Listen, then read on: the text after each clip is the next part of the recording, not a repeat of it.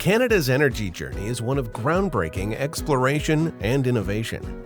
Early breakthroughs, like oil springs and Petrolia in 1866, ignited Canada's first oil boom. By 1914, the Turner Valley Gas Plant in Alberta, driven by the Dingman No. 1 well, became Canada's largest oil-producing region. Then, in 1947, the Leduc No. 1 well ignited an oil boom that transformed Alberta's future. The 1950s marked the rise of pipelines. The completion of the Trans-Canada Pipeline and the West Coast Transmission System connected Alberta's vast reserves to cities across Canada, revolutionizing energy transportation and making oil Canada's single largest source of energy. The 1960s expanded Canada's energy potential with large-scale oil sands developments in Cold Lake, Fort McMurray, and Peace River. Pioneering techniques like cyclic steam stimulation unlocked vast reserves, positioning Canada as a leader in unconventional oil production. The 1970s saw major discoveries like the Elmworth gas field in 1976 and infrastructure growth with the Elmworth gas plant in 1979. The decade also witnessed the expansion of Canada's pipeline network, supporting the growing production from oil sands and heavy oil projects. The 1980s introduced the first permanent buried pipeline in the Canadian Arctic and began transporting light crude from Norman Wells to Alberta.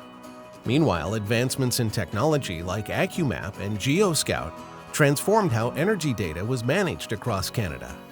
In the same decade, after 70 years of production, the Turner Valley Gas Plant was decommissioned and preserved as a historic site. The 1990s saw Canada's energy reach extend offshore with the Hibernia platform in Newfoundland and the Cohasset Panuke project in Nova Scotia. The new millennium brought continued infrastructure advancements, such as the Alliance Pipeline and the innovative IEA-GHG Weyburn-Middale CO2 project, further supporting the industry's growth.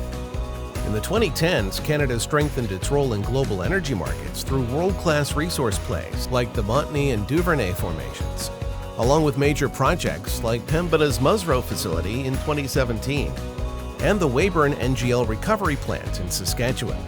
Today, Canada's energy infrastructure continues to evolve.